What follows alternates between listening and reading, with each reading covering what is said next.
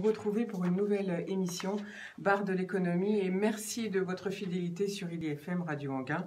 Je suis au micro, Florence Sueur, pour vous accompagner avec Philippe à la technique. Et merci de votre fidélité, que ce soit les auditeurs sur Facebook Live, ou bien la web radio, bien sûr, ou bien la FM. Alors aujourd'hui, nos thèmes du jour, eh bien, restauration, bien sûr, il faut bien soutenir tous ceux qui sont encore fermés. Et puis, nous allons parler biodiversité et économie circulaire, bref, le futur de tout ça. Que va-t-il se passer? Vous saurez tout grâce à nos invités du jour. Nicolas Buchou, bonjour. Vous êtes le créateur et président du Cercle Grand Paris de l'investissement durable, le think tank qui travaille au croisement des dimensions publiques et privées de l'écosystème du Grand Paris, en lien avec tout un réseau de fondations internationales. Vous êtes également urbaniste, historien, spécialiste de l'évaluation des politiques publiques et vous dirigez le cabinet Renaissance Urbaine. Vous avez aussi écrit et dirigé de très nombreux ouvrages dont on a parlé d'ailleurs à ce micro l'an passé. À vos côtés, Hélène Leriche, bonjour. Bonjour. Vous êtes responsable biodiversité et économie à l'association AURÉ, association multi-acteurs de développement durable créée en 1992. Alors elle rassemble entreprises, collectivités territoriales, associations professionnelles et environnementales, mais aussi organismes académiques et institutionnels pour développer une réflexion commune sur les meilleures pratiques environnementales et mettre en œuvre des pratiques pour une gestion intégrée de l'environnement à l'échelle des territoires. Donc on en saura plus, bien sûr, tout à l'heure. Et puis à nos côtés, Marc Barra, bonjour. Vous êtes écologue. Vous venez nous voir régulièrement quand on fait des émissions environnement. Vous êtes au sein du bar de l'économie, bien sûr. Vous êtes écologue à l'Agence régionale de la biodiversité de l'Institut Paris Région qui réalise des études, des enquêtes, des recherches d'aménagement et d'urbanisme, bien sûr, pour la région Île-de-France et d'environnement, évidemment. Alors ensemble, vous allez donc aborder les problématiques de biodiversité et d'environnement en cette période de crise. Et puis, bien sûr, tout de suite, eh bien, en partenariat avec la Chambre de commerce et d'industrie, voici notre chronique « Un jour, un centre-ville, un resto ». Et là, j'ai le plaisir d'accueillir Thibaut Gerkovitz. Bonjour. Bonjour Florence. Alors en fait, Thibaut, vous êtes monsieur le camion du Vexin, si je puis dire, le food truck bien connu dans la zone de Cergy et plus, en tout cas dans le Val d'Oise. Et en plus, le scoop finalement, c'est que vous venez d'ouvrir un restaurant et que vous travaillez avec des producteurs locaux. Alors le camion se balade un petit peu partout dans le Val d'Oise. Que va-t-il advenir maintenant que vous avez ouvert, enfin que vous aviez ouvert ce restaurant au mois de novembre? On va en parler d'ailleurs. On va parler un peu de votre situation économique et financière. Donc pour vous, ça a été la douche froide pour les deux, le camion et le restaurant, le début mars, enfin mi-mars. On a ouvert le restaurant fin novembre 2019, donc ça fait que quelques mois d'ouverture. Et la fermeture administrative depuis la mi-mars.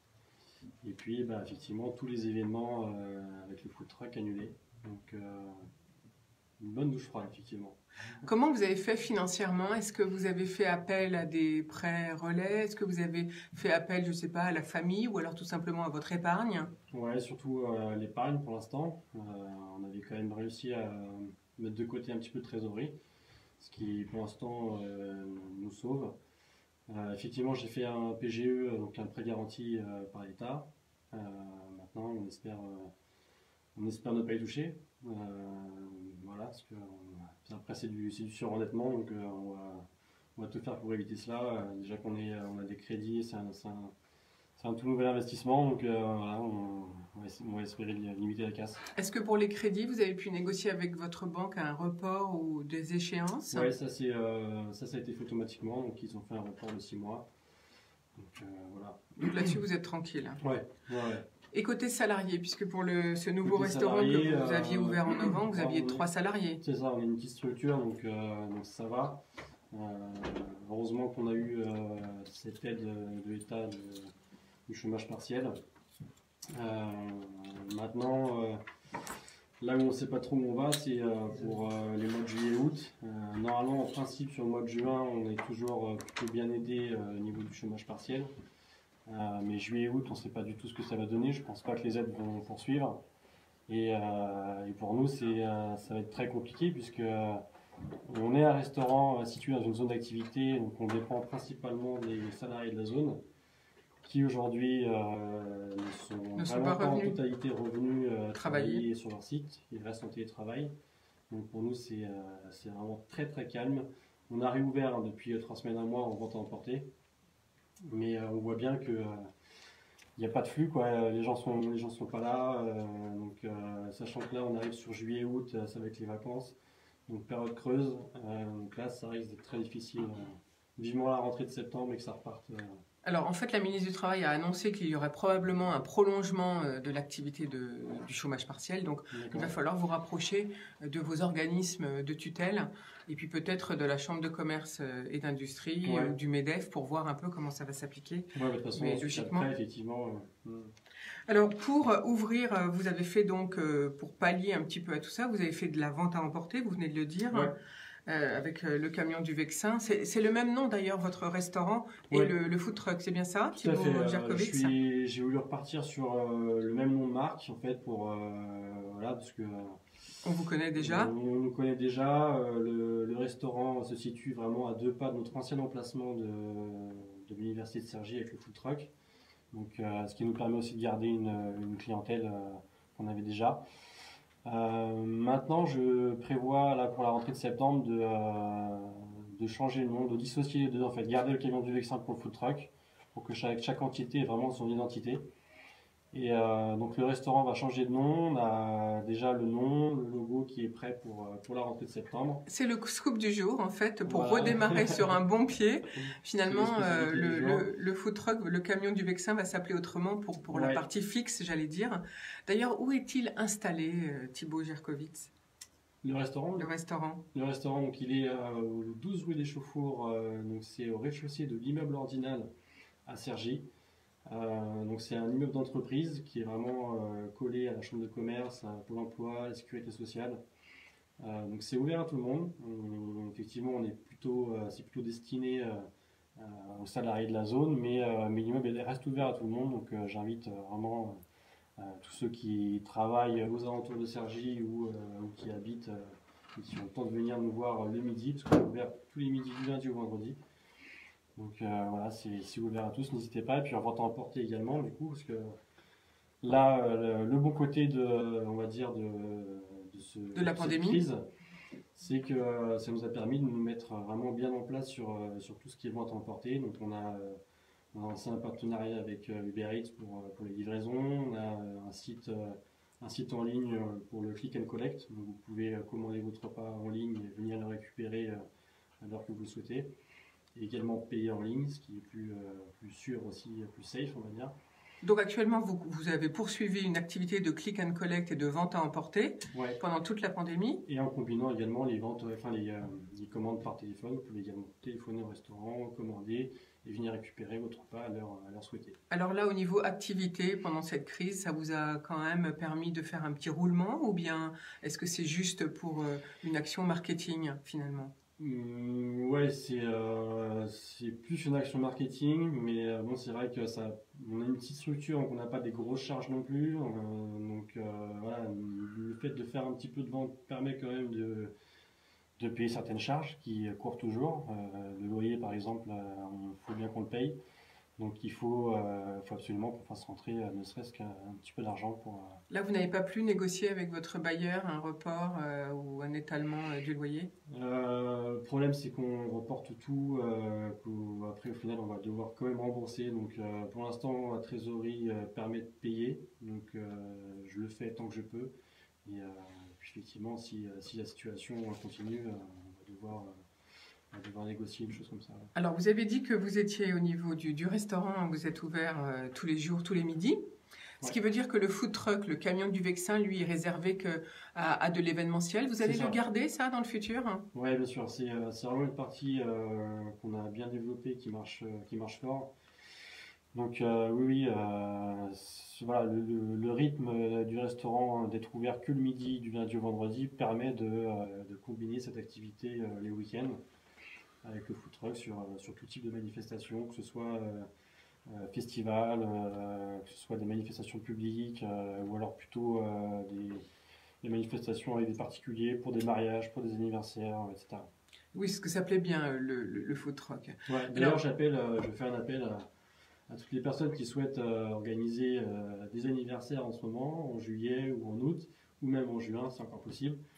Parce que nous, notre planning était full mai, juin, juillet, mais là, avec cette crise, donc tout a été annulé, sachant que les petits regroupements jusqu'à 50 personnes pour l'instant sont autorisés.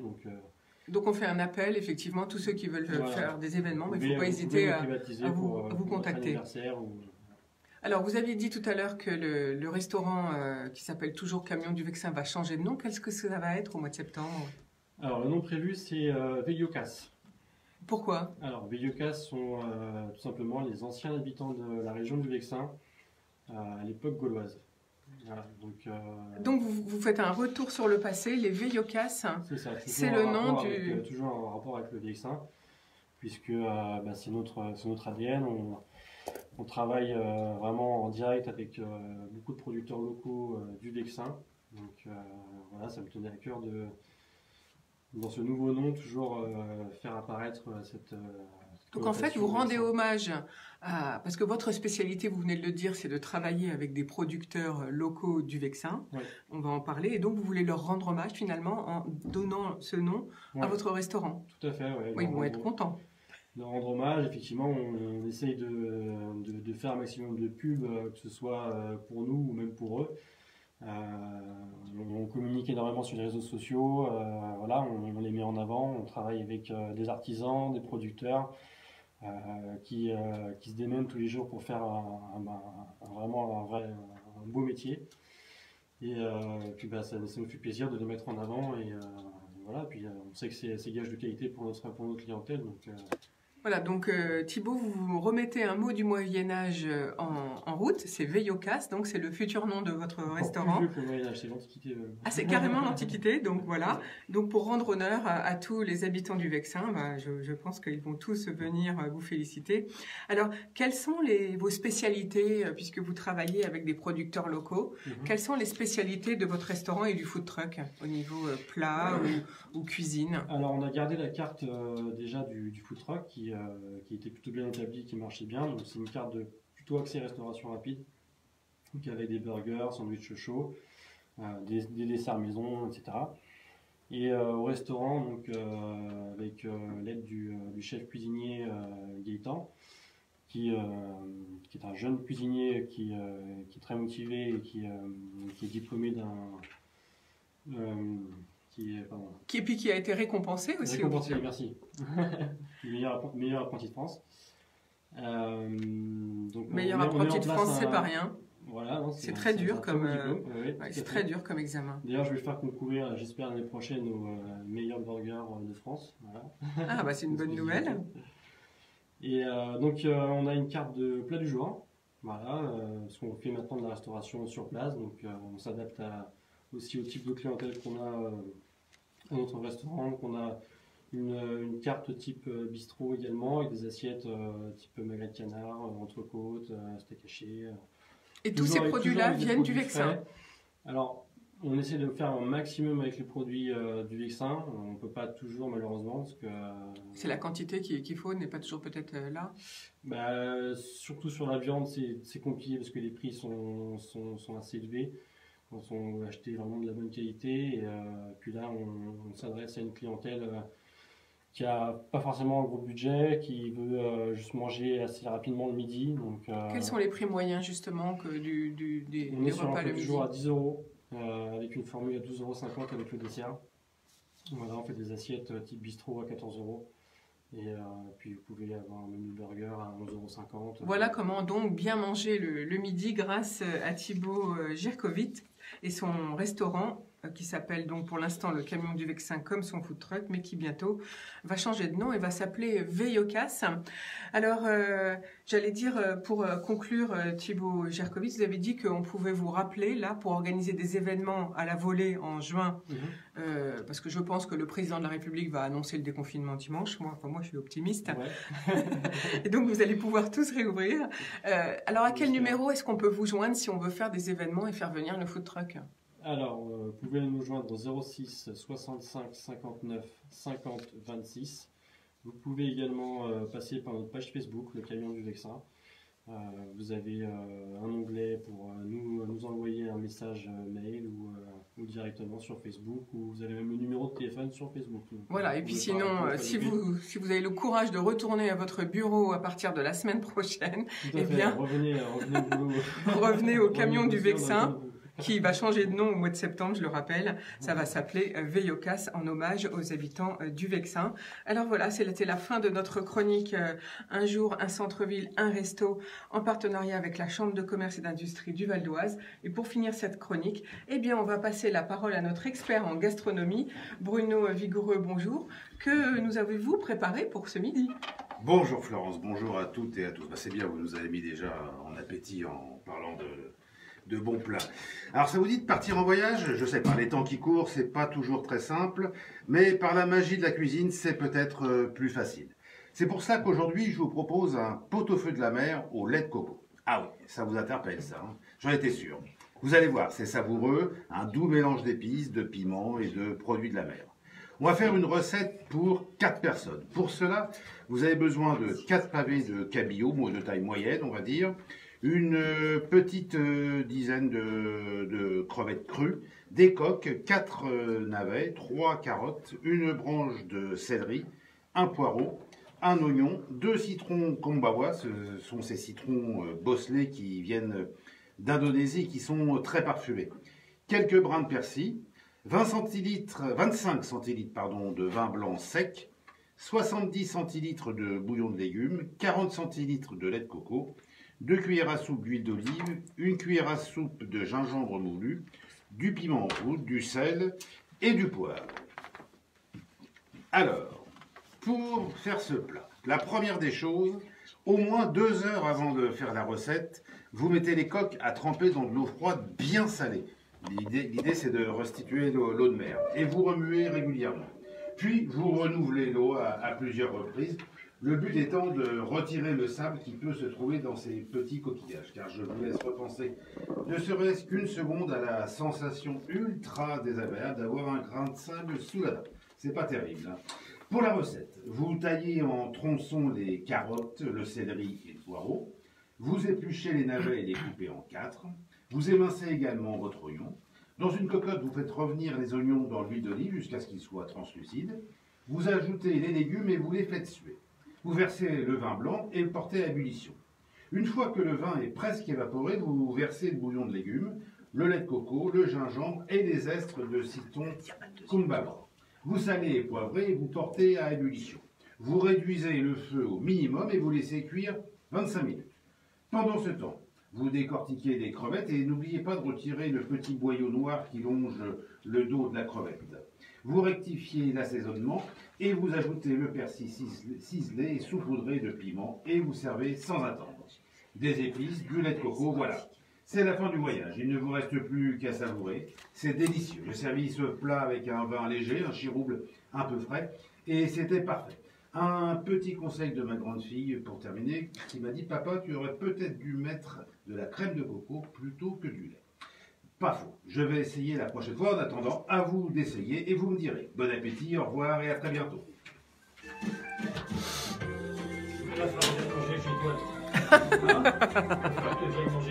Évidemment, le crème de coco, je sais pas. Ah oui, vous l'avez après. Allez, bonne émission. Merci. Merci Bruno, à la semaine prochaine. Yes.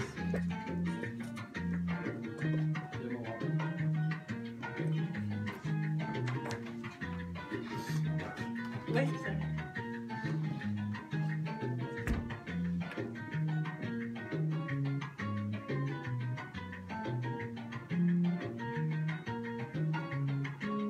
Ça va? Bien dans le micro, hein, monsieur, s'il vous plaît. Il faut les allumer. Il faut les allumer. On touche rien. Hein. Ça marche. Parler, c'est tout ce que tu veux. C'est déjà beaucoup. Juste, mais moi je disais à Marc, il y a un moment peut-être où je ferai un point pour rappeler qu'en 2019, il y a eu un bilan de l'état des écosystèmes dans le monde avec l'IPES. Je vais Attends, parle, très bien. J'en parle pas, mais je vais le mentionner. Très bien. Il faut qu'on Voilà. rappelle tout. Hein, pour C'est les vous qui auditeurs reprenez un qui peu. connaissent rien à la biodiversité. On fera une pause musicale. Florence m'a dit qu'on levait le doigt, on fait la pause, vous levez le doigt, on fait la pause. regarde. Ouais, exactement, on se regarde comme ça. In the eyes. Bon, Bon, on y va. on y retourne. Vous présentez pour la Ouais. C'est toi qui as la caméra. Attention. Eh bien, on poursuit notre exploration matinale. On va passer du lait de coco de Bruno Vigoro à la biodiversité sans transition. Je suis très heureux avec aujourd'hui Hélène Lerich, responsable de biodiversité et économie à l'association Auré, et avec Marc Barra, écologue à l'Agence régionale de la biodiversité, de pouvoir échanger ce matin sur un sujet qui est pas du tout anecdotique, surtout dans la période de crise liée au Covid que l'on vit en ce moment, les enjeux de biodiversité, pas les enjeux de biodiversité en général, mais les enjeux de biodiversité dans la crise. En gros, je simplifie, mais avant la crise du Covid, l'année dernière, en 2019, à Paris, grande réunion internationale à l'UNESCO, publication d'un rapport majeur, celui de l'IPBES, on verra dans quelques minutes à quoi correspond cet acronyme, qui nous dit que la moitié des espèces sont en risque, en cours ou en voie d'extinction, qui tire la sonnette d'alarme, pas simplement pour le plaisir de communiquer. Et puis on se rend compte avec ces travaux et avec d'autres travaux que sur la décennie 90-2000, le monde a perdu plus de 200 000 km² d'espace naturel et de biodiversité en lien direct avec l'expansion des villes et avec le développement des villes, et que au rythme où vont les choses, c'est 300 000 km² de plus d'ici 2030. Alors, 200 000 plus 300 000, ça fait à peu près 500 000, c'est à peu près la taille de la France.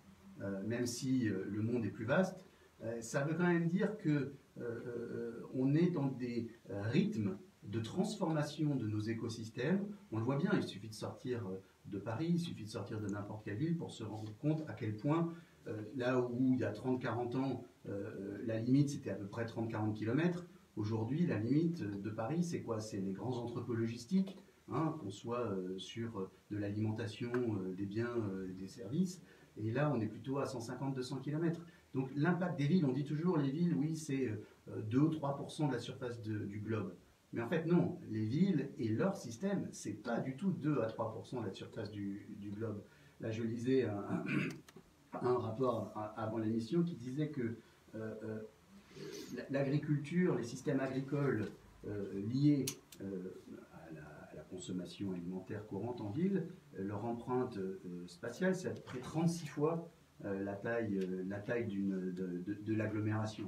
Donc on est vraiment dans des rapports d'échelle importants. C'est pour ça qu'on souhaitait en parler, aujourd'hui, à la fois se donner peut-être quelques éléments de compréhension d'un contexte qui change rapidement dans les territoires, avec les entreprises, parce qu'il y a des enjeux économiques majeurs derrière, et puis d'échanger aussi sur les perspectives à court terme, parce que si la crise économique dans laquelle on se trouve aujourd'hui, les impacts, on va le voir, ça va être dur dans les prochains mois pour les entreprises et sur le budget des collectivités, qu'on soit une ville, qu'on soit un département, qu'on soit une région, conduisent à supprimer des budgets qui ont l'air un peu non essentiels, hein, en particulier la protection des espaces naturels, en particulier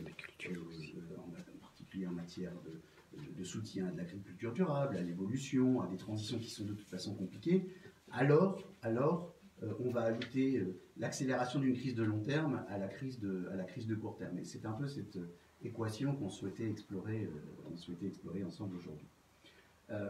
Pour ça, peut-être, je repasse la parole à Hélène Lerich. On sort tous de mois de confinement, mais qui n'ont pas été des mois d'inaction. Aujourd'hui, sur le lien entre entreprises, collectivités territoriales, acteurs de l'écologie et de la biodiversité, en ce mois de juin 2020, où est-ce qu'on en est? C'est quoi les priorités? C'est quoi l'urgence? Et par rapport aux éléments, on va dire, d'agenda internationaux, est-ce qu'il y a des retards? Est-ce qu'on est en train de prendre du retard? Est-ce qu'il y a des choses qui ont changé? Est-ce qu'on peut déjà analyser un peu des éléments de transformation du contexte? Bonjour, merci pour l'invitation. Oui, vous avez raison, la prise de conscience, elle est là. elle date déjà du siècle dernier, si je puis dire. En 92 à Rio, il y avait un certain nombre de conventions internationales qui avaient été signées. Celle qui est la plus connue, c'était celle du climat, qui accompagne les acteurs dans leur dynamisme. On se souvient de l'accord de Paris qui avait quand même marqué les esprits, mais la biodiversité ne doit pas être oubliée parce que de toute façon, la biodiversité, c'est le monde vivant, c'est nous. Et il n'y a pas de climat sans forêt amazonienne, sans océan, mais il n'y a pas non plus de monde vivant sans climat. Donc les deux enjeux sont tout à fait liés. Et vous parliez d'enjeux politiques et économiques. Il y avait prévu à la fin de l'année, alors qui a glissé dans l'agenda international au début de l'année prochaine, la COP. Donc la COP, c'est la conférence des parties engagées dans cette convention internationale. Ça peut paraître loin de notre quotidien, mais ça cadre quand même les objectifs politiques de chacun des pays qui sont engagés, donc de la France notamment. Et ça donne aussi un cadre, notamment depuis 2010, avec la COP10, sur l'engagement des acteurs privés. Donc il y a l'engagement des acteurs privés qui est attendu au niveau international et au niveau national. Au niveau national, il y a aussi un dispositif qui est aujourd'hui lancé depuis la fin de l'année dernière, qui est Entreprises engagées pour la nature avec Nature France. Donc on y reviendra peut-être sur un dispositif pour engager des acteurs. Je pense que la crise a aidé à la prise de conscience du rôle du vivant, qui peut soutenir dans les terres économiques, qui peut aussi perturber, parce que ce petit Covid, c'est quand même 15 séquences ARN, donc c'est du vivant, et on est lié à ce vivant, qu'il soit microscopique, qu'il soit macroscopique, qu'il soit lointain, parce que la Terre est toute petite aujourd'hui. Que vous le disiez, on est très urbain, mais on est toujours lié au territoire. La population humaine augmente, mais la croissance économique encore plus. Et je pense que ce moment de pause a peut-être permis à certaines entreprises de prendre conscience plus encore de cette interdépendance avec les territoires, de ce lien avec les biodiversités, avec des enjeux y compris qui peuvent être parfois lointains. Ce pauvre pangolin est devenu très connu pour tout le monde, alors qu'il n'est pas pour grand-chose et qu'il est d'abord victime de ce genre de virus, mais en tout cas, ça nous a questionné sur justement nos liens, ce commerce qui, d'après l'IBES, vous parliez des résultats de l'IBES l'année dernière, nous dit que le volume du commerce mondial a été multiplié par 10, que les échanges internationaux sont énormes. Ce monde vivant, il continue à évoluer dans les contraintes qu'on lui impose. Et moi, j'ai eu plutôt la bonne surprise pendant ce confinement d'avoir des entreprises qui étaient peut-être le nez dans le guidon et très centré sur d'autres problématiques qui tout d'un coup se disaient que la biodiversité les concernait aussi. Alors, Hélène, très vite quand on rentre dans la fabrication, on va dire, des éléments, des nouveaux standards en matière de biodiversité, il y a beaucoup d'acronymes, il y a beaucoup de noms, IBES, COP15, on pourrait parler des réunions intermédiaires, SAPSTA, EEGW, etc. Mais tu as dit la séquence ARN, c'est quoi une séquence ARN? C'est pas une séquence ADN? Non, c'est encore plus léger. En fait, si vous vous souvenez de vos cours de bio, non. Vous aviez l'ADN dans le noyau et pour pouvoir être transcrit en protéines, il fallait un ARN messager qui était donc une petite séquence de protéines qui sortait du noyau et qui allait être lue par les ribosomes pour faire des protéines. Donc le virus, en fait, c'est quand même le roi des parasites en termes d'évolution. C'est celui qui évolue le plus vite et qui a une capacité d'adaptation phénoménale. D'ailleurs, il participe à l'évolution du vivant. Vous avez de l'ARN dans vos mitochondries qui vient d'autres individus que des individus humains. Et cet ARN, en fait, le virus, il a besoin d'un autre pour finalement se multiplier. Et il est capable de détourner votre cellule et d'envoyer son code de protéines dans votre cellule. Et du coup, vous vous mettez à produire des virus.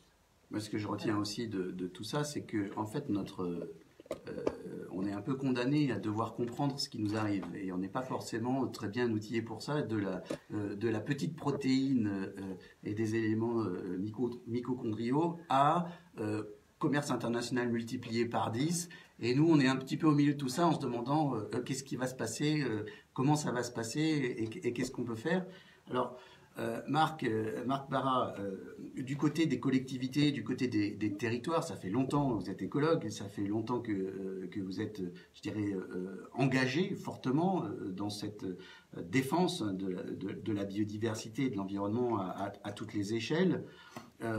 Pareil, même question, côté région Île-de-France ou collectivité en général. Je sais que vous devez aller à Rouen après pour enseigner après notre émission. On ressort, Est-ce qu'on sait déjà un peu comment on ressort de la crise et en matière de biodiversité, on a beaucoup dit, on a beaucoup entendu les oiseaux, on a beaucoup dit que la qualité de l'air s'était améliorée, on a vu les plantes pousser un peu n'importe comment parce que plus personne ne les coupait, etc. Et on a aussi dit peut-être c'est juste une pause et après ça reprendra de plus belle. Donc il est déjà trop tôt ou on peut faire un espèce de bilan post-grand confinement sur la biodiversité et ses impacts à court terme, à moyen terme? Bonjour.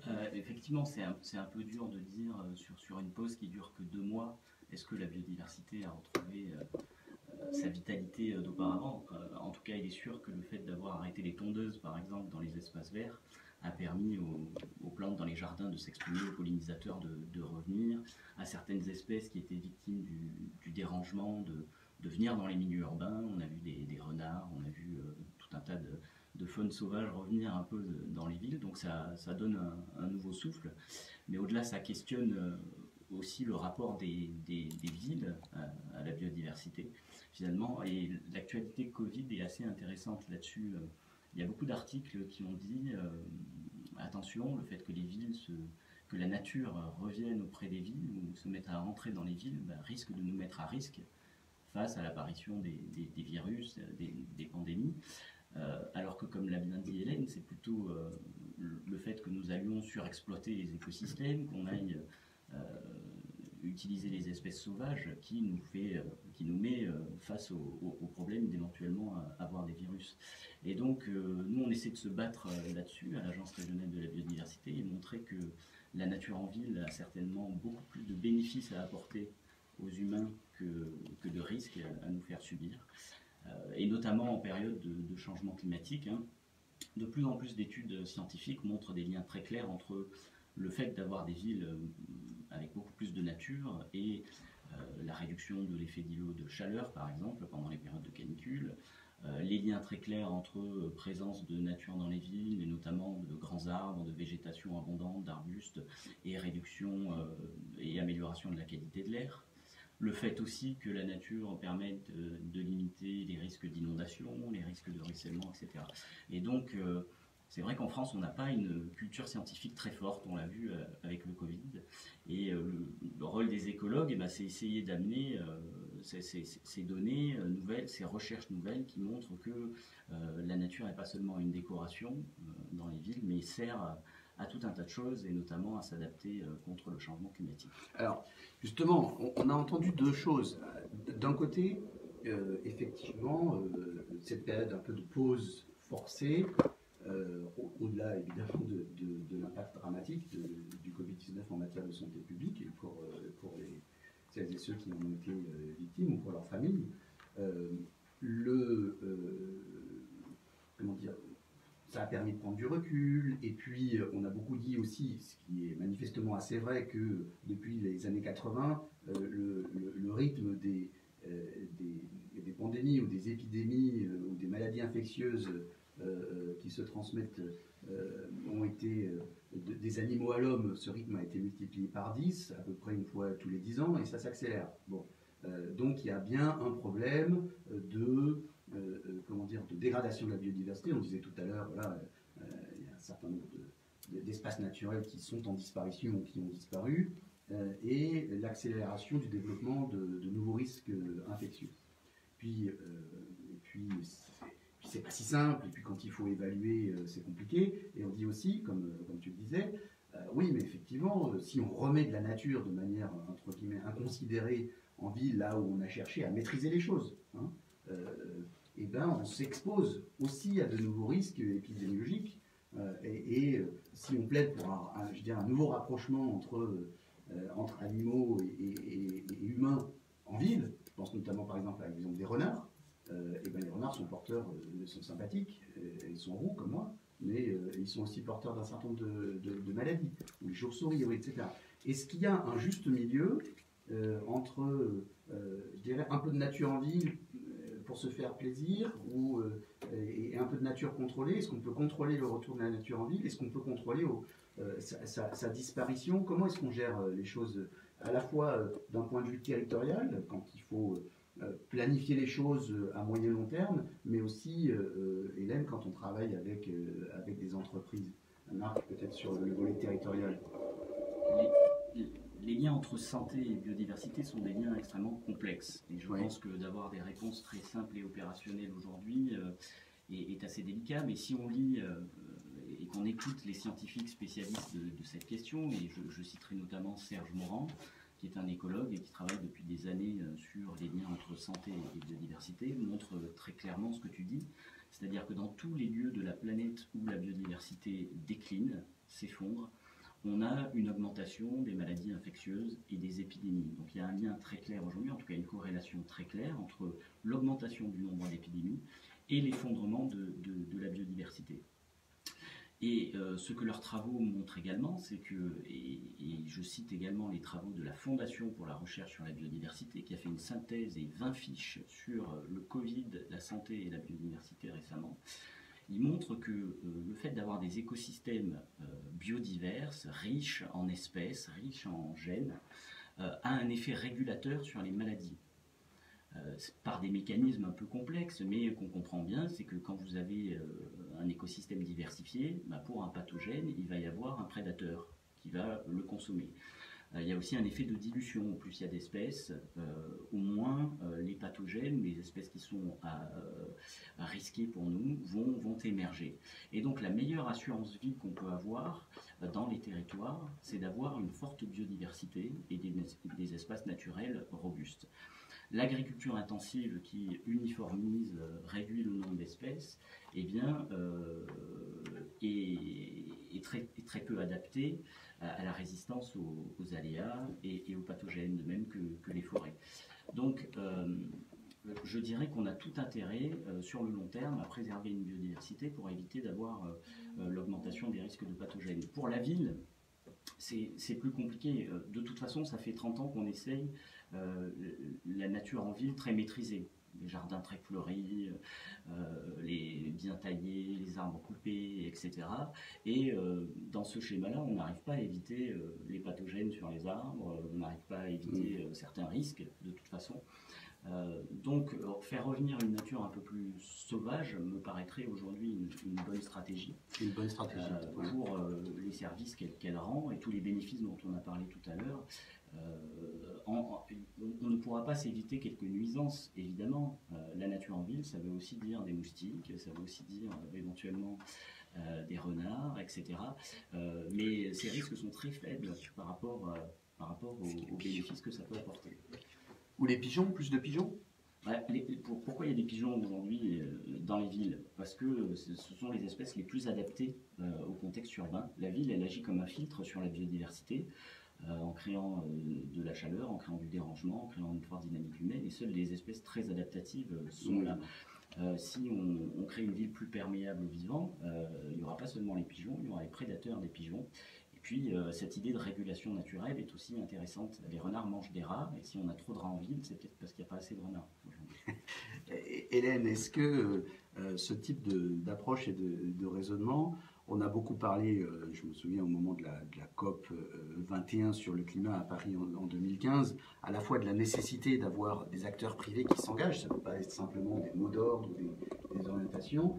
On a aussi parlé beaucoup des risques de greenwashing, hein, de surcommunication environnementale. Est-ce qu'en matière de biodiversité, on en est déjà, je dirais, à cet état des choses, avec à la fois la perception un peu structurée de besoins, des éléments en débat, plus de nature, comment est-ce qu'on la met en ville, et du biodiversity washing, ou est-ce qu'on est encore dans une phase de conviction, on construit une conviction commune et on essaye d'amener les choses au moment où toi, moi, ou j'allais dire dans un repas de famille, autour d'un café, quand on pourra de nouveau aller en café, pas seulement en terrasse, on pourra vraiment partager des éléments, je dirais, communs autour de ces questions qui sortent à la fois du domaine des spécialistes et d'un domaine purement politique.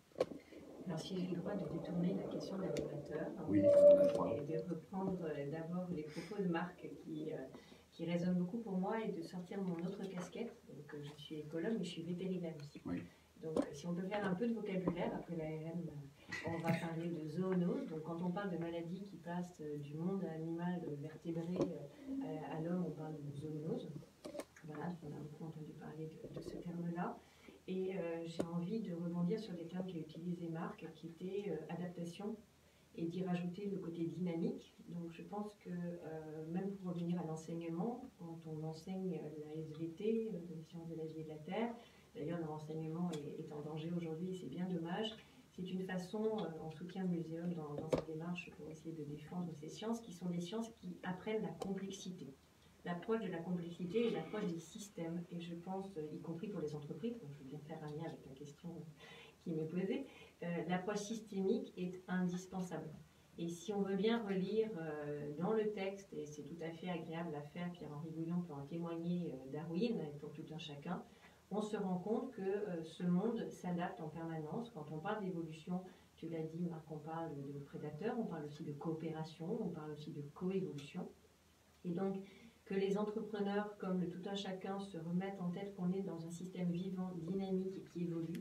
Comme le disait Marc, on a des pressions, donc les activités humaines posent des pressions. L'IBES, la plateforme internationale, qui est en fait l'équivalent du GIEC, le GIEC pour le climat, l'IBES pour la biodiversité, met bien en avant cette idée de pression.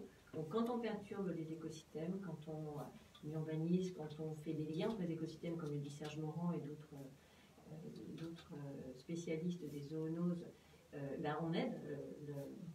Le chikungunya, il a pris... les moustiques n'étaient pas capables d'aller aussi loin qu'ils y sont allés. Ils ont pris les autoroutes dans les camions, ils ont suivi les pneus, ils se sont installés dans les champs sur l'état qui était couvert par des bâches noires avec des pneus. Donc on participe finalement de cette évolution et de cette coévolution de la biodiversité. On est une force de pression, comme le dit Marc. Alors juste pour rassurer tout le monde, la rage en France est gérée, même avec les renards, au secours, n'attendons pas à chasser le renard, y compris en ville, s'il vous plaît. Donc, mais il faut apprendre, je pense, à vivre avec la biodiversité, à vivre avec les risques, à reprendre beaucoup d'humilité et à se remettre dans cette dynamique, et donc peut-être moins travailler des objectifs finalisés. On peut telle espèce ou telle autre, y compris dans l'urbanisme, sur un bâtiment. On a travaillé avec Marc, notamment dans un groupe de travail avec HQE sur les bâtiments. Peut-être que plutôt que de prévoir une espèce quelque part, y compris quand on est une entreprise et qu'on prévoit son bâtiment, se dire qu'on va donner un potentiel, un possible. Tolga nous aidait à réfléchir là-dessus d'ailleurs, un possible à la biodiversité, ne serait-ce que parce qu'il y a la pression humaine directe sur le territoire, est-ce qu'on laisse de la place ou pas, est-ce qu'on intervient, est-ce qu'on supprime des plantes, ou est-ce qu'au contraire on laisse les plantes dites indésirables parfois, parce que pas aussi jolies que prévu dans le catalogue, s'installer, mais peut-être accueillir plus de pollinisateurs, ou est-ce que du coup on permet aussi un équilibre de cette biodiversité qui va évoluer, parce que le changement climatique est en route, parce qu'on ne peut pas savoir où vont aller les espèces. Je ne pense pas qu'on avait prévu que le Covid puisse prendre l'avion à cette vitesse-là et du coup couvrir tout le globe, alors que les deux épidémies précédentes étaient restées relativement circonscrites. Si l'Asie est tellement au point, en tous les cas, pour des réflexes, c'est parce que ça fait la troisième, en fait, qui connaissent l'épidémie. Nous, c'est notre première. Donc, il faut être plutôt, je dirais, dans une approche du risque. Et Marc le disait en parlant d'assurance vie, finalement, cette biodiversité, se réancrer dans le vivant, se souvenir qu'on en fait partie, et peut-être moins le maîtriser que de le gérer comme un potentiel et des possibles. En termes de stratégie pour les acteurs, c'est très différent. Alors, ça, je suis plutôt d'accord. Mais ça, concrètement, se réancrer dans le vivant, appréhender des systèmes complexes, etc., je veux dire, au quotidien, ce n'est pas forcément des dimensions qui sont très claires. Si on voulait, peut-être, non pas reformuler, mais les questions, c'est quoi? Ça veut dire, concrètement, est-ce qu'on doit interdire l'étalement des villes? Est-ce que ça veut dire que post-Covid, je simplifie, mais ça veut dire, est-ce qu'il faut aller vers de nouvelles lois en disant, ben voilà, on interdit l'étalement des villes? Je ne sais pas, ça fait 30, 40 ans que le sujet est à l'ordre du jour, donc on peut toujours le dire, mais néanmoins, remettre la nature en ville, on en a parlé. Ou alors, ça veut dire, on a perdu tout bon sens, et c'est l'appel au fameux bon sens commun ou au bon sens de nos grands-parents, là où bien sûr il n'y avait aucun problème de pollution, et bien sûr, mais on a ce sentiment que les choses étaient peut-être un peu moins en déséquilibre. Et la question que j'ai envie de nous poser, ou de vous poser un peu à tous les deux, c'est on constate qu'il y a des déséquilibres vraiment forts. La biodiversité disparaît, il y a toutes ces études, notamment y compris dans des parcs naturels en Allemagne, qui montrent que la population de moustiques et d'insectes en général a été divisée par un facteur 10 ou plus, voire même qu'ils ont quasiment disparu. Et c'est pas une bonne nouvelle, parce que certes, les pare-brises sont propres, mais il y a moins de pollinisateurs. Donc ça, c'est vraiment pas des bonnes nouvelles. Et on s'aperçoit que des plus gros animaux aux plus petits, c'est toute la chaîne qui est touchée, dont acte. Que plus on a, je dirais, des poulets ici, des vaches là, des terrains qui sont dédiés à un type de culture ici, etc., plus on parcellise et on organise, plus finalement les risques que tout ça nous échappe sont grands. Ok, donc là-dessus, on est d'accord. Quand on parle de transformation, quand on parle d'agir sur cela, c'est quoi? C'est 6 mois, c'est 1 an, c'est 10 ans, c'est 25 ans, c'est 30 ans. En gros, si j'ai un gamin qui a 10 ans aujourd'hui, quand il aura 40 ans, je lui dis quoi? Si j'ai un père ou une mère qui a 80 ans, oui, concrètement, c'est quoi le pas de temps? C'est tout de suite, tout le temps? C'est des dispositions pour dans 25 ans? Marc ou Hélène, là-dessus, comment est-ce qu'on essaye de passer la science au bon sens? Il y a plusieurs questions dans oui. la question, hein. C'est compliqué, mais l'action c'est tout de suite et sur le long terme. Oui. En fait, c'est bien ça le sujet biodiversité, c'est que les rapports internationaux, nationaux et régionaux convergent pour montrer qu'il y a un déclin de la biodiversité qui s'est accéléré depuis la révolution industrielle, donc on est en plein dedans, et que si on veut inverser la tendance, et pour certaines espèces, il est déjà trop tard, etc., il faut agir maintenant, et pas seulement pour une période de confinement, et puis après revenir au business as usual, mais sur le long terme. Donc, en fait, c'est même pas se dire combien de temps ça va prendre et combien de temps il faut agir, c'est que la transformation doit arriver dès que possible et se pérenniser sur le long terme. Pour parler très concrètement, à l'échelle de l'Île-de-France, tu disais, c'est quoi les problèmes? En gros, si on veut inverser la tendance du déclin de la biodiversité dans la région Île-de-France, et d'ailleurs ailleurs en France et dans le monde, il y a 2 sujets sur lesquels il faut vraiment agir très vite. Un, c'est l'agriculture. C'est-à-dire passer d'une agriculture qui a uniformisé les paysages, les espèces et les gènes, à une agriculture qui remet de la biodiversité et s'appuie sur la biodiversité. Alors tout ce qui couvre le concept d'agroécologie, entendu au sens large, le fait de ne plus labourer les sols pour préserver leur fertilité et les vers de terre, le fait de remettre des arbres dans les cultures, reconstruire des haies, remettre des mares, remettre des zones d'expansion des crues pour l'eau, etc. Donc, mélanger les espèces, agriculture, et 2, freiner l'urbanisation et ralentir l'extension des villes. Déjà, en agissant sur ces 2 volets-là, on pourrait largement inverser la tendance en matière de déclin de la biodiversité qu'on mesure aujourd'hui. En Île-de-France, on produit, nous, régulièrement des états de santé de la biodiversité. Depuis 10 ans, sur les plantes, les insectes, comme tu disais, les oiseaux, il y a un déclin qui est massif et qui vient en particulier de l'extension des villes et de l'agriculture. En Île-de-France aussi. Je parle de l'Île-de-France. Oui, ouais. Donc ces constats ne sont pas seulement vrais dans la forêt noire de l'autre côté du Rhin, c'est vrai aussi en Île-de-France. Et ça voudrait dire que quand on parle de biodiversité en ville, de biodiversité urbaine, alors on voit toujours les fraises sur le toit et ce genre de choses qui ont évidemment leur importance, mais ça veut dire qu'une partie de la solution, elle n'est pas en ville. Ça veut dire qu'elle est aussi dans les espaces naturels et elle est aussi dans l'agriculture. Bien sûr. Oui. Hélène, qui aujourd'hui agit ou qui demain pourrait agir plus justement pour accompagner ces besoins de transformation qui sont là? Nous tous. Nous tous, mais concrètement. Nous tous au quotidien, oui. Nous tous citoyens dans nos achats, nous tous salariés dans notre comportement quotidien au bureau. Marc a parlé des pressions qui sont imposées notamment par l'agriculture. Il me semble qu'il y a évidemment tout ce qui est exploitation de terre, tout ce qui est en effet exploitation d'espèces en direct. Les bêtes dont je parlais faisaient valoir quelque chose d'intéressant aussi, c'est que non seulement la biodiversité sauvage finalement va très mal, mais la biodiversité domestique aussi. Donc il y a vraiment quelque chose en effet à revoir du côté de l'agriculture. et puis de la pollution en général. Il me semble que ça, et cette pollution, elle n'est pas forcément sous nos fenêtres, même si on est urbain, ça finit toujours à la mer un jour ou l'autre. Donc ne pas oublier un milieu important qui est l'océan et qui nous alerte et qui doit nous concerner au premier chef. Après, il me semble que c'est nous tous, et chez Auré, on avait fait un travail suite au groupe de réflexion prospective qu'on a avec quand même des acteurs qui sont fort variés, de tailles différentes. Et on s'était aperçu que la gestion de la biodiversité par les acteurs, ça commençait à la prise de conscience et ça finissait à l'action. Et que le plus important, et ça c'était Jacques Weber, économiste et anthropologue, qui l'avait mis au point avec Auré, en essayant de faire prendre conscience qu'il y a des outils pour ça. Et le premier, c'est justement de mettre autour de la table tous les métiers de l'entreprise, c'est-à-dire que la biodiversité, c'est pas que le sujet du responsable développement durable, c'est pas que le sujet de la com, parce que c'est joli de mettre des papillons sur une plaquette, c'est aussi le sujet des achats, c'est aussi le sujet de la direction juridique, c'est aussi le sujet de la stratégie et de la comptabilité.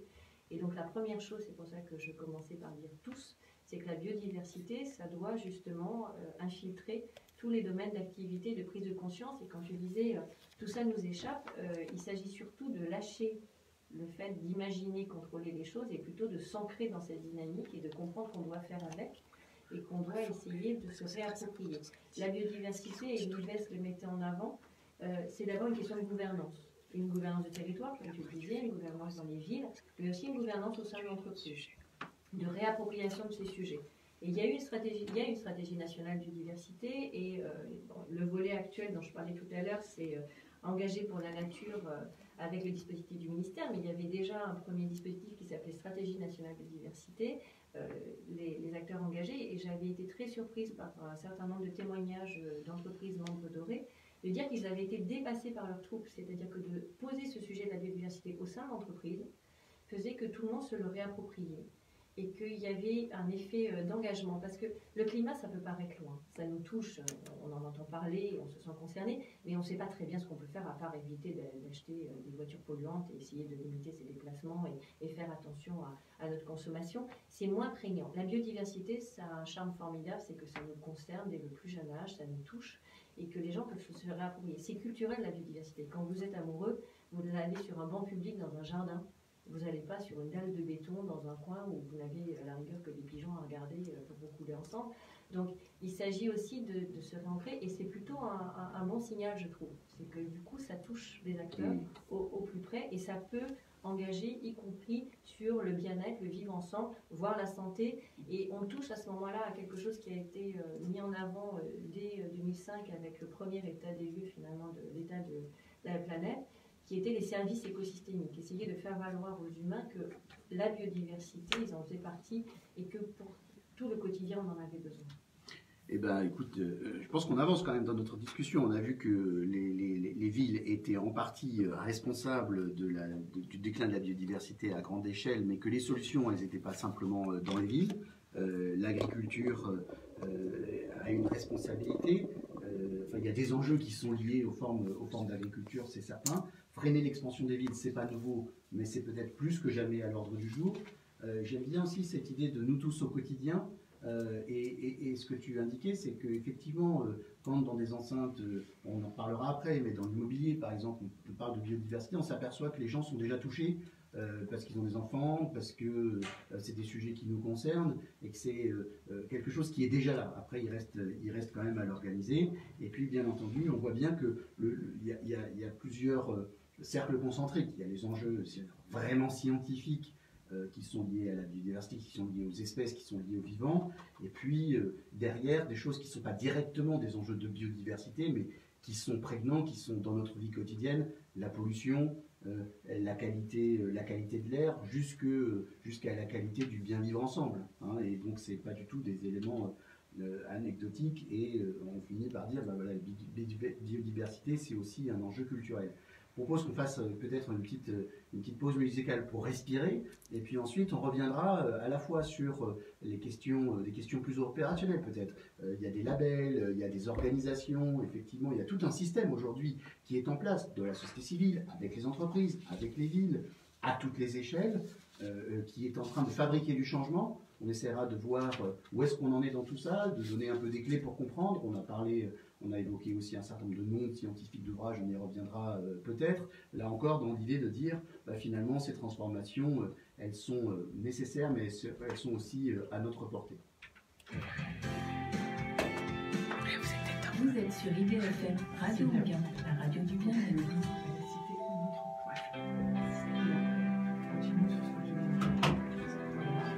Vous savez tout faire. Non, Mais je reviens. Je peux boire un verre d'eau? Il est bien le garçon là, il faut le garder. Oui, il s'en sort. Quand il n'est pas en voyage, il vient une fois par mois. Il était déjà venu. Oui. Toi, t'es venu combien de fois? 3 fois et 3 fois. Moi, je pense que je suis venu 3 fois aussi.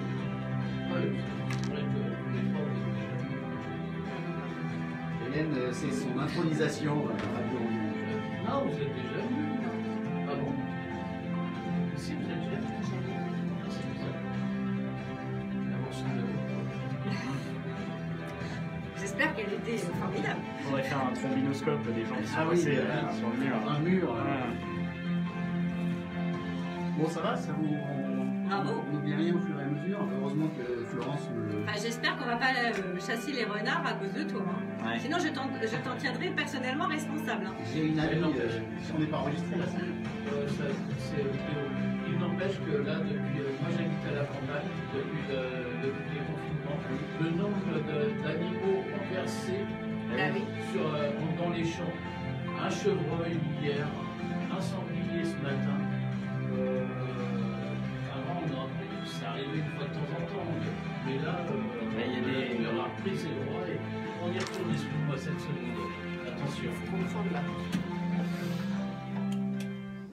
Eh bien, on est toujours sur Radio Anguin, au bar de l'économie, dans une émission ce matin consacrée aux enjeux de biodiversité. On a commencé avec notre ami restaurateur, avec le camion du Vexin, et qui nous disait tout à l'heure que certes, il était dans de la restauration rapide, mais avec des produits locaux qui viennent notamment du Vexin français, parc naturel, espace protégé. Donc on voit bien que, quelle que soit la manière dont on prend notre sujet, la biodiversité elle est présente dans nos assiettes, elle est présente autour de nous.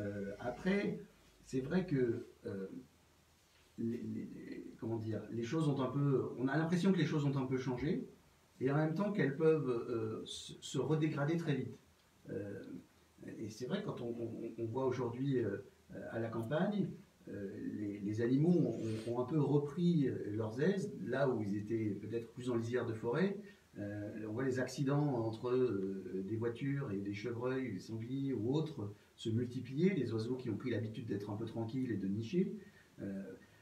C'est pas évident. Voilà. C'est tout sauf évident de reconstruire une cohabitation harmonieuse. Parce qu'on le voit, au moment du déconfinement dans les parcs naturels, les alertes, c'est les mêmes. Et donc je pense que sur cette biodiversité, notamment urbaine ou à toutes les échelles, on n'est vraiment pas au bout de nos peines. Mais on aime bien être aussi positif et constructif. Et donc essayer de regarder quels sont les fondements ou les fondations un peu d'une meilleure prise en compte de la biodiversité. Alors, on en a parlé rapidement au début, mais je vais y revenir. Effectivement, il devait y avoir en Chine un grand rendez-vous international, la COP15 biodiversité, en gros la 15e réunion de la conférence des parties sur la biodiversité. Comme le disait Hélène tout à l'heure, ça c'est le scénario qui découle du grand sommet de la Terre de Rio en 92 autour biodiversité, climat, désertification. Cette COP15, elle n'aura pas lieu en 2020 parce que c'est trop compliqué à organiser et comme plein de choses sont déplacées, elle aura lieu en 2020, peut-être à l'horizon de la fin du premier semestre. Et l'ensemble des réunions préparatoires et je dirais de la grande caravane de préparation également est décalé. Il devait y avoir en France, à Marseille, là en ce moment, le congrès mondial qui se tient une fois tous les 4 ans de l'Union internationale de conservation de la nature, qui devait quand même rassembler près de 20 000 participants. Pour la France, c'était un élément important de la diplomatie française multilatérale, de la même manière que la France s'est fortement engagée pour le climat avec la COP15, la France est fortement engagée sur la biodiversité. Pas seulement la France, l'Europe aussi. ce congrès de l'IUCN, il n'aura pas lieu, il n'a pas lieu, il aura lieu au mois de janvier, et on ne sait pas encore exactement sous quelle forme. Marc et Hélène, est-ce que c'est des mauvaises nouvelles parce qu'on ne tient pas les agendas qui ont été prévus, ou est-ce que c'est des bonnes nouvelles parce que ça peut permettre peut-être d'avoir un petit peu plus de temps de préparation et de profiter de la prise de conscience un peu sous contrainte, liée aussi au Covid, mais à la fois aux risques et aux enjeux en matière de biodiversité? Je pense qu'effectivement, comme Hélène le disait tout à l'heure, la période de confinement, le post-Covid, on a tous fait une introspection sur nous-mêmes, sur le sens de notre vie dans la société et sur ces questions écologiques qui ont été très prégnantes. Donc c'est peut-être pas plus mal qu'on s'appuie sur cette période de réflexion pour les agendas internationaux. Alors après, moi, ça fait 10 ans que je travaille dans le domaine de la biodiversité. Je peux vous dire que j'en ai vu des grands-messes internationaux, des réunions, des COP, etc. Il s'en passe beaucoup, mais les changements post-réunion, ils ne sont pas toujours au rendez-vous. Donc ça fait 10 ans qu'on parle des mêmes sujets, en gros, en tout cas avec nous, Hélène, qui nous connaissons depuis longtemps, on rabâche en réunion. Notre maître à penser, Jacques Weber, disait rigueur obstinis, c'est-à-dire il faut tout le temps rabâcher la même chose pour qu'à un moment ça rentre. Et donc elles ne sont pas non plus inutiles, ces réunions internationales, parce qu'on y rabâche des choses et ça finit par rentrer et à faire comprendre qu'il va falloir changer les politiques publiques, transformer la façon dont les entreprises fonctionnent et notre économie envers le climat et la biodiversité. Donc oui, une période nécessaire pour essayer de penser le futur. Hélène, on parlait tout à l'heure des entreprises, du secteur privé, les entreprises. Je pense aussi à des associations dont je fais partie, dont Marc anime le comité scientifique, comme le CIVIC et le Conseil international pour la biodiversité dans l'immobilier, donc un secteur économique qui a été lancé il y a maintenant presque 8 ans, à la fois pour promouvoir la biodiversité en ville et puis autour d'instruments comme la labellisation, je dirais, mobiliser des chaînes de valeur, en l'occurrence les constructeurs, les grands propriétaires fonciers, les aménageurs autour de ces questions de biodiversité spécifiquement, avec un comité scientifique qui est présidé par une ancienne figure du Muséum d'histoire naturelle, très active, qu'on a la chance d'avoir aussi autour de la table. Les entreprises, ce sont des moteurs pour la biodiversité. Et deux, les entreprises, ce sont des acteurs. Donc des acteurs comme nous tous. Et en fonction de la raison d'être, alors aujourd'hui on parle de cadre, il y a aussi les entreprises qui se donnent du point de vue juridique une raison d'être sociale qui peut peut-être être un bras de levier. On a les bras de levier en effet de cadrage politique dont on a parlé. Donc c'est vrai qu'en 2010 on était censé avoir arrêté l'érosion de la biodiversité. On s'est donné jusqu'à 2020 pour le faire, je crois qu'on n'y est toujours pas, mais il y a aujourd'hui une discussion sur la vision 2050 qui devrait être vivre en harmonie avec la nature. Alors ça peut paraître loin, c'est grand, mais c'est vrai, et puis je suis comme Marc, je suis même plus vieille, donc je commence à être un peu... à en connaître un certain nombre. Je crois quand même qu'on progresse dans la prise de conscience, j'ai travaillé en ONG précédemment, qu'on progresse à différents niveaux, mais qu'il faut tous ces cadres en fait pour entraîner des acteurs et que chacun y trouvera sa résonance et sa motivation.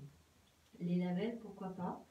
C'est un cadre aussi, c'est un cadre de visibilité pour les clients, pour qu'ils soient entreprises ou salariés. On a dans le groupe de travail aurait invité un jour Marc Dufumier qui fait l'apologie de l'agroécologie en tant qu'agronome et qui sait très bien de quoi il parle, mais qui est aussi le président de la plateforme du commerce équitable et qui discutait justement de l'intérêt des labels. Ils sont divers, on peut avoir l'impression qu'ils se multiplient, voire qu'ils sont redondants, mais ce sont des repères pour les acteurs, qu'ils soient entreprises ou... Est-ce qu'on peut citer quelques instruments ou quelques éléments de labellisation de référence aujourd'hui qui existent sur le marché en matière de biodiversité? Alors, sur le marché, j'en sais rien, mais en tous les cas, c'est vrai que j'avais envie de parler d'un dispositif aujourd'hui qui finalement propose une labellisation d'État aux acteurs économiques, alors autant petites entreprises que grands groupes, Et peut-être que les grands groupes se sont intéressés à ça parce qu'ils ont une capacité de veille politique, économique, de communication plus forte, mais qui cherchent à entraîner les territoires et les entreprises dans l'engagement des acteurs économiques en biodiversité. Donc j'en parlais au début, c'est le dispositif Entreprises engagées pour la nature, Act for Nature France, qui propose aux entreprises, donc vous avez un site internet, j'imagine qui sera aussi accessible autrement, qui est https://engagé pour la nature tout attaché .biodiversité tous vivants .fr/entreprise, c'est un peu voilà, long. vous avez noté. Je pense qu'on pourra le redonner. En tous les cas, c'est justement le ministère de l'écologie et surtout l'Office français de la biodiversité qui porte ce label, qui le porte aussi au niveau des territoires dans une version territoire engagé pour la nature, qui propose aussi aux ONG et autres associations de s'engager en tant que partenaires engagés pour la nature. Et c'est bien cette idée qu'on fait ensemble, qu'on partage des principes communs. Donc il y a une charte de 10 principes à partager qui a été construite avec des associations, avec des entreprises, y compris avec le MEDEF, la FEP, enfin des structures vraiment très économiques, mais aussi avec des structures scientifiques comme AFRB dont parlait Marc et les ONG. Et puis ensuite, chacun développe son plan d'action, se donne des bornes, se donne des objectifs, s'engage pour un certain nombre d'années, parce que ce qu'on disait, c'est que c'est une dynamique qu'il faut avancer, en s'engageant aussi à tous les 2 ans faire un point d'étape du bilan. Et dans ce cadre-là, est reconnu par le ministère, donc c'est quand même un label pour le coup très, très conséquent après à porter auprès de ses clients, de ses parties prenantes, qu'on soit territoire ou qu'on soit entreprise, pour montrer qu'on va dans le bon sens en termes de biodiversité et économie. L'idée est bien de concilier les deux. Donc on a bien noté, entreprises engagées pour la nature, on a parlé aussi de la labellisation comme le label Biodiversity pour les projets immobiliers avec une forte composante de biodiversité. À l'échelle internationale, il y a beaucoup d'initiatives. Il y en a une qui s'appelle aussi Cities with Nature, qui est un grand travail de mobilisation, cette fois-ci totalement internationale, pour la préparation de ce grand rendez-vous, de cette conférence des parties sur la biodiversité, avec des maires qui s'engagent. Je pense par exemple à Valérie Plante, qui est la maire de Montréal, qui aujourd'hui joue un peu un rôle de maire champion ou championne de la biodiversité, parfaitement identifié par le secrétariat, donc l'organisme officiel des Nations Unies qui coordonne la préparation de la COP, avec non seulement un espace, mais un espace de discussion et une place des villes dans la négociation, aujourd'hui qui n'existait pas du tout sous cette forme-là en 2010, au moment où a été négocié pour la première fois vraiment un cadre de biodiversité avec un certain nombre de grands objectifs mondiaux. Marc, ton expérience avec les territoires, j'allais dire, quid des maires? Parce que effectivement, les entreprises, nous tous, bon, le monde, les scientifiques, et on voit bien à quel point il faut toujours y revenir. Parler de l'Office français de la biodiversité, je voudrais aussi citer ici la Fédération nationale de recherche pour la biodiversité, qui est un organisme qui mobilise aussi des parties prenantes, plus en amont. Mais quid des maires? Est-ce qu'aujourd'hui, est-ce que les maires sont alertés sur la biodiversité? Je pense que oui, mais est-ce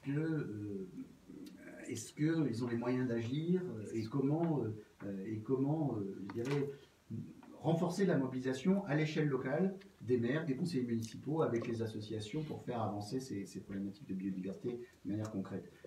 On parlait des renards tout à l'heure, j'ai rien contre les renards. J'espère bien. Les maires, ce sont des citoyens comme nous tous, comme disait Hélène, pour les chefs d'entreprise, ce sont également des citoyens donc qui s'informent, qui prennent connaissance de l'actualité. Et je pense qu'effectivement, ces questions liées au climat, à la biodiversité, sont de plus en plus importantes pour les élus en général et pour les maires. Et moi je sens, alors on organise par exemple à l'ARB depuis quelques années des formations pour les techniciens des collectivités ou pour les élus. Et il y a une demande de plus en plus importante d'avoir un argumentaire scientifique autour du climat, de la biodiversité, de comprendre c'est quoi l'effet de serre, de comprendre c'est quoi le déclin de la biodiversité. Donc je sens cet engouement pour un peu plus de science dans les formations. Et ça c'est C'est hyper intéressant. Alors c'est comme pour les labels, hein. Les maires, il y en a qui font du greenwashing, mais il y en a qui sont plus sérieux que d'autres. L'important, c'est pas le label, c'est le cahier des charges qu'il y a derrière, si j'ose dire. Mais en tout cas, ça avance. Et pour vous citer un exemple, depuis 10 ans, on co-anime avec l'Office français pour la biodiversité un concours qui s'appelle Capitale française de la biodiversité, qui est d'ailleurs comarqué avec le label Territoire engagé pour la nature. Et c'est un concours qui récompense les villes qui agissent en faveur de la biodiversité, alors sur différents aspects, dans leurs documents d'urbanisme, dans la gestion des espaces verts, dans la prise en compte de l'eau en ville et de la biodiversité, etc. Et on a vu se démultiplier les candidatures des collectivités, d'une part, donc c'est un thème qui leur parle, et d'autre part, on a vu se démultiplier la qualité des candidatures sur cette question de la biodiversité. C'est qui aujourd'hui, là ou les capitales françaises de la biodiversité? Il y en a eu plein, ça dépend des thèmes, mais pour en citer quelques-unes, il y a Strasbourg qui a été la capitale française de la biodiversité en 2017, et même 2 fois il me semble. Strasbourg est une ville qui a énormément misé sur l'écologie urbaine par le développement des espaces verts sans pesticides et en gestion différenciée, c'est-à-dire qu'on ne va pas tondre tous les 4 matins. Qui développe la végétation participative, un peu à l'instar de Paris, sur les permis de végétaliser, etc., qui prend en compte la biodiversité dans l'architecture et dans les bâtiments, dans la citoyenneté aussi. Il y a eu Strasbourg en grande ville, il y a eu Muttersolz aussi en Alsace. Alors, j'ai pas d'action en Alsace, mais ils se sont bien débattus sur cette question de la biodiversité. Muttersolz, c'est une petite commune de 2000 habitants, à la limite du village, qui a été récompensé sur le thème aménager, bâtir et rénover en favorisant la biodiversité, notamment avec une maison de la nature qui est construite uniquement en matériaux biosourcés et végétalisés. Ils ont restauré près de 5 km linéaires de haies champêtres dans les champs, parce qu'il y a une agriculture intensive aussi. Donc en fait, tous les maires ne bétonnent pas. Il y en a de plus en plus qui font de la biodiversité et du climat le centre de leur projet de mandat. Et chez nos voisins européens, est-ce que la France, est-ce qu'on a une idée, la France est plutôt en avance, plutôt en retard, plutôt au milieu du groupe, entre les grandes intentions et de la diplomatie internationale et puis de la réalité sur le terrain? Parfois les choses sont alignées, parfois pas. Est-ce que là-dessus, on est dans le rythme, les collectivités locales en France sont en pointe, ou les entreprises en France sont un peu en pointe, ou est-ce que la partie se joue plutôt à l'échelle européenne? Sur les collectivités, moi je peux répondre pour les villes. C'est vrai qu'on a souvent pris l'exemple de l'Allemagne et de la Suisse par rapport à l'écologie urbaine, parce que les mentalités sont différentes, parce que effectivement il y a plus de place dans des villes comme Berlin pour voir plus d'espèces revenir que dans les villes françaises.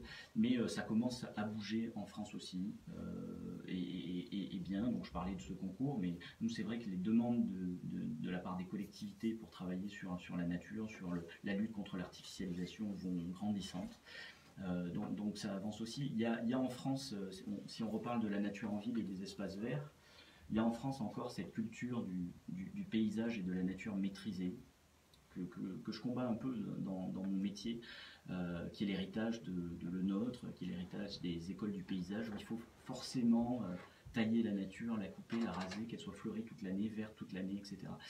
Dans des pays comme l'Allemagne ou la Suisse, il y a cette acceptation de la nature un peu plus sauvage, qui va revenir, des espaces laissés en libre évolution, un peu à l'image de ce qui se passe dans les friches. Et nous, on montre par exemple en Ile-de-France que dans les friches, il y a plus de richesse biologique que dans les parcs et jardins. Donc, aller vers plus d'acceptation de la nature spontanée me semble une bonne voie. Et Hélène, c'est même question, les entreprises françaises en pointe, en retard par rapport à chez nos voisins, et est-ce qu'on a peut-être même des solutions un peu différentes ou plus intéressantes que chez nos voisins, ou moins intéressantes? Alors j'ai beau être le point focal français du Global Partnership for Business in Biodiversity, voilà, je l'ai dit, GPBB, donc qui est le réseau des points nationaux justement du dynamisme des entreprises sur ce sujet-là dans le cadre de la Convention sur la diversité biologique. Je n'ai peut-être pas une vision assez exhaustive pour pouvoir faire ce point-là. Par contre, c'est vrai que ce que je trouve intéressant dans les territoires, c'est que les entreprises font partie de ces territoires, et si on veut bien discuter de la gouvernance, puisque c'est un des bras de levier soulignés justement par l'IBES pour peut-être voir la biodiversité autrement, il faut aussi se rendre compte que les maires, enfin les décideurs de territoire comme d'entreprise, ont des choix à faire qui parfois peuvent paraître un peu lointains de la biodiversité alors qu'ils la concernent au premier chef, et notamment sur la gestion de l'énergie. Les choix énergétiques des territoires se posent en général à la rigueur à l'aune du changement climatique, et on oublie souvent qu'il y a des questions de biodiversité cachées derrière les choix énergétiques. C'est un travail qu'on avait fait dans le cadre de la Convention climat après la COP à Paris, la suivante, pour voir comment arriver à mettre en place au niveau d'un territoire des énergies renouvelables, parce qu'on est bien d'accord qu'il faut plutôt aller vers ces énergies-là, mais à caractère biodiversité bien trempé, et donc on les avait appelées des énergies durables. Et ce que je trouve intéressant, c'est que cette contrainte-là, qui est de se poser des questions de biodiversité dans des choix énergétiques, peut permettre de voir de nouvelles opportunités. Et par exemple, il y a des collectivités qui se sont aperçues que sur leur territoire, ils avaient des producteurs d'énergie qui finalement pouvaient paraître discrets parce qu'ils faisaient autre chose. Ils avaient une autre raison d'être, notamment le traitement de déchets par exemple, et produisaient des énergies fatales. Les énergies fatales, c'est celles qui restent sur les bras. On n'a pas fait ces processus pour récupérer de l'énergie, mais il s'avère que ça produit de l'énergie. Quand vous traitez des déchets, vous produisez de l'énergie.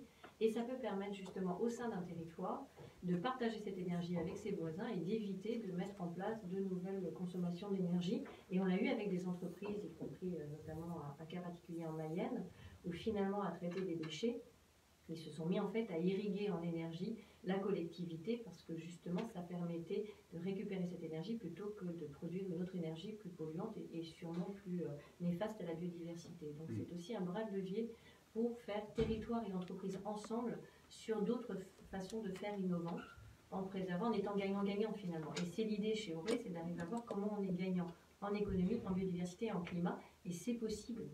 Et c'est une autre façon de se poser des questions, c'est souvent une autre gouvernance et un autre réseau d'acteurs, mais c'est très prometteur et très enthousiasmant en général. Je pense que tout ça, merci Hélène. Pour terminer, peut-être deux choses. Nous rappeler que la partie est quand même loin d'être gagnée, donc l'aspect un peu pessimiste, et puis peut-être finir sur une note plus positive, puisqu'on voit bien quand même que, en fait, c'est une question de, c'est une bataille, quoi, c'est un jeu d'équilibre, il va falloir la gagner, mais que ça ne va pas se passer tout de suite. C'est quoi, je dirais, vraiment rapidement, en un mot, Marc ou Hélène, la principale difficulté qui est devant nous, ou si on a beaucoup parlé de l'importance de travailler localement avec les gens, avec les maires. En France, on a quand même 36 000 communes, donc 36 000 maires, 36 000 équipes municipales, et elles ne sont pas toutes avec des équipes pléthoriques, hein. Parfois c'est vraiment juste des habitants qui portent à bout de bras leur territoire, puis il y a aussi les communautés de communes, etc.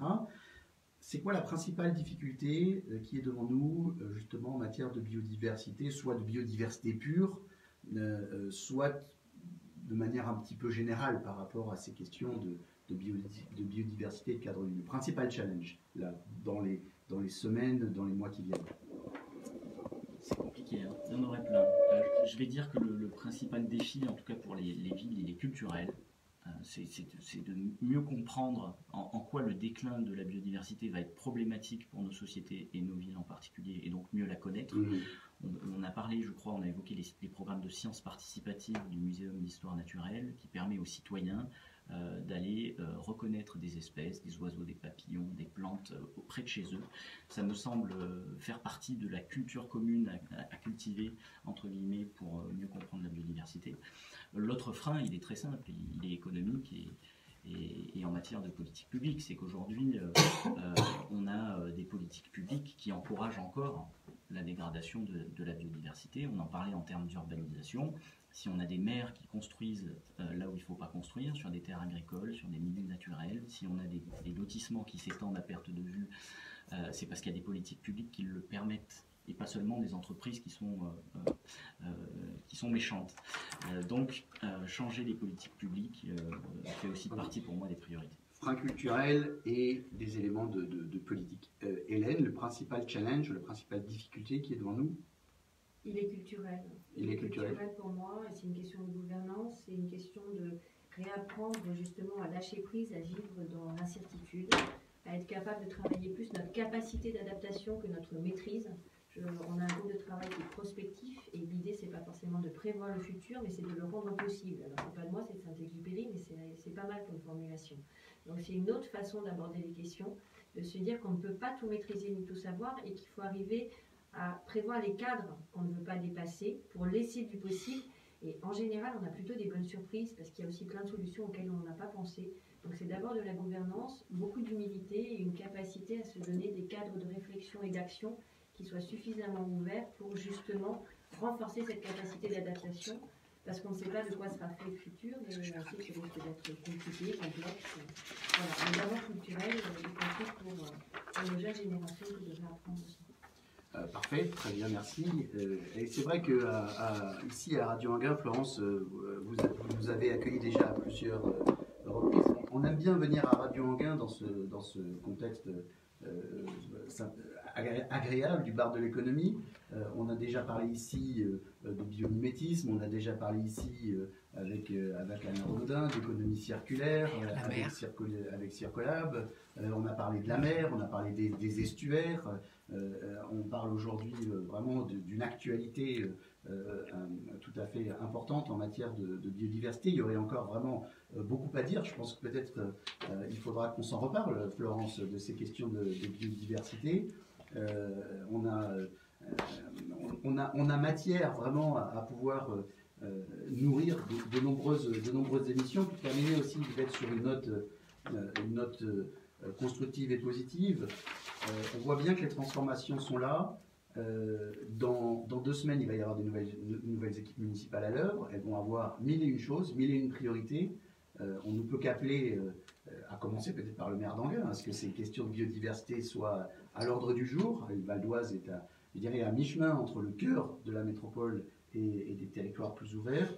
Et puis, bien sûr, derrière, cette COP15 biodiversité, et je dirais jusqu'au G20, aujourd'hui, le G20 qui n'est pas que de la macroéconomie et où ces questions-là de biodiversité, du rôle de l'île est portée très fortement et de plus en plus fortement.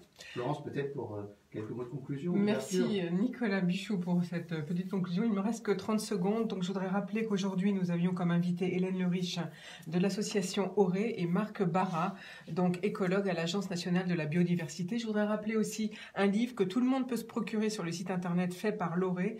Donc c'est les gestions de la biodiversité par les acteurs.